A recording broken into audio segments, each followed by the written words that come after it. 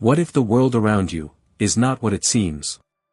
Not just in the philosophical sense, but in the deepest, most unsettling way possible. Not a dream. Not a simulation. Something stranger. Imagine walking through a mirror, only to discover that everything you thought was outside of you was actually a reflection of what you've hidden within. A child once stared into a lake and asked her grandfather, "Why does the water show my face?" He smiled, touched the surface gently, and said, "Because the water remembers what you look like, even when you forget." Reality works the same way. Every face you see, every event that unfolds, every seeming coincidence, is not random, nor separate. It is you, remembering yourself through the veil of forgetting. You are not living in reality. You are living through a mirror. And that mirror shows not what is real, but what you've forgotten to see within. This is not a metaphor. This is ancient truth, once known to mystics in the deserts of Egypt, whispered in the caves of Tibet, encoded in the writings of sages like Plotinus and Sri Ramana Maharshi. You were taught to believe that the world is solid, objective, and separate from your mind. But the ancient esoteric schools, from the Hermetic initiates to the Dzogchen masters, taught something far more unsettling.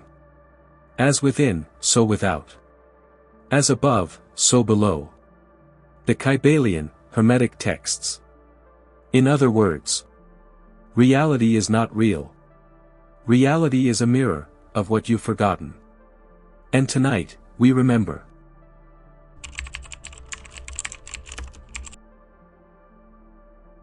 You're standing in front of a mirror, but the reflection does not match your movements. It smiles when you're sad.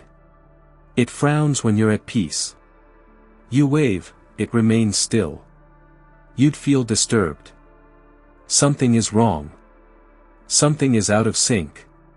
Now ask yourself. Isn't that how life feels sometimes? You try to be good, and cruelty meets you. You plan for joy, and sorrow arrives. You seek truth, and illusion answers. That disturbance is a clue. It is the moment the soul begins to sense that the world is not reacting to your actions, it is responding to your inner state, your unconscious beliefs, your forgotten wounds. What we call reality is not an objective field. It is a living canvas, painted by the mind, colored by memory, shaped by belief. Modern science whispers this too, reluctantly. Quantum physics has revealed that the mere act of observation changes the outcome of experiments. Light behaves like a wave or a particle depending on the observer. Reality adapts.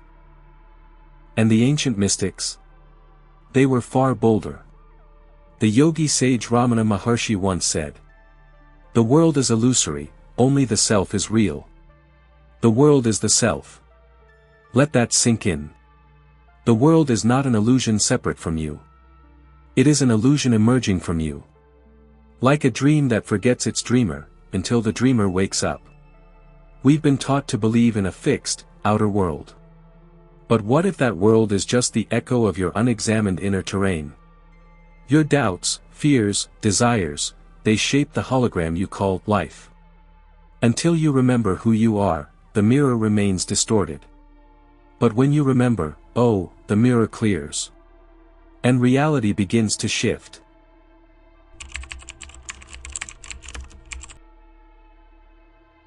A mirror has no agenda.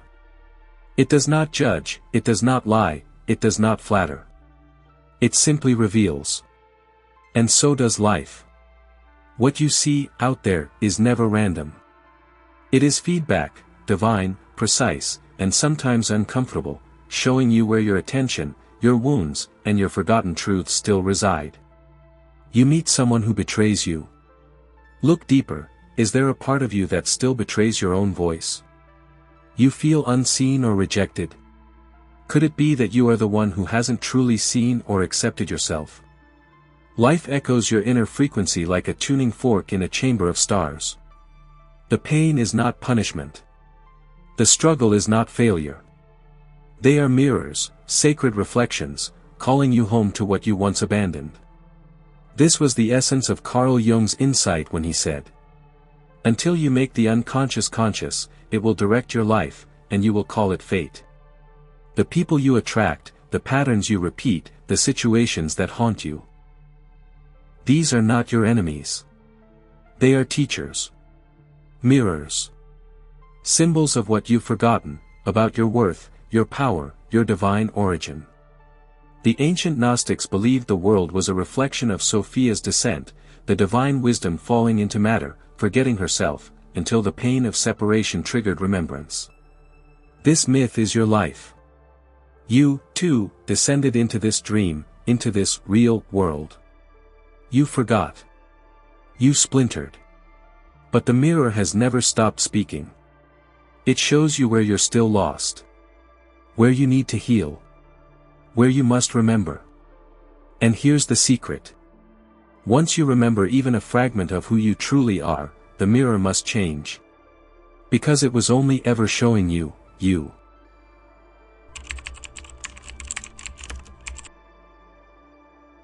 If reality is a mirror, then your inner world is the brush.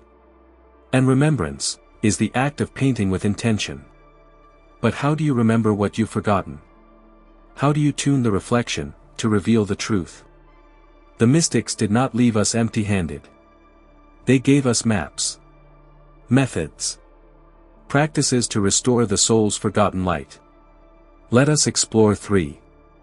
1. Shadow alchemy, turning darkness into gold. Carl Jung warned that the shadow, the parts of ourselves we deny, rules us from behind the veil. To change the mirror, you must face the hidden. Begin with this simple technique. Each evening, ask. Where today did I feel most reactive, triggered, or ashamed? Now ask. What does this moment reflect about something I've disowned in myself? Write it. Feel it. Claim it. By owning your shadow, the anger, the fear, the envy, you reclaim your power. You turn the distorted mirror into a polished one. 2. The mirror technique, eye to eye with the self. Stand before a real mirror. Gaze into your own eyes, in stillness, for 5 minutes. No judgment. No performance. Simply watch. At first, you'll see your face. Then emotions will rise, sadness, resistance, maybe tears. But if you keep going, something strange happens. The image melts. And what remains is a presence, vast and ancient. You, beyond personality. This is remembrance. Do this daily. Let the mirror reveal your forgotten self. 3. Conscious creation, rewriting the reflection. Once you've reclaimed the inner terrain, the outer must shift. Here's how. Step 1. Set an intention not just from desire, but from wholeness. I now remember that I am worthy of love, and I call in relationships that reflect this. Step 2. Visualize that reality as if it's already true, not from longing, but from identity. You are tuning the frequency, not begging the mirror. Step 3. Act in alignment. Speak, move, and make decisions as if the new reality is already here. The mirror does not respond to wishes. It responds to who you believe you are. And remember, every practice is a key. But the door is you.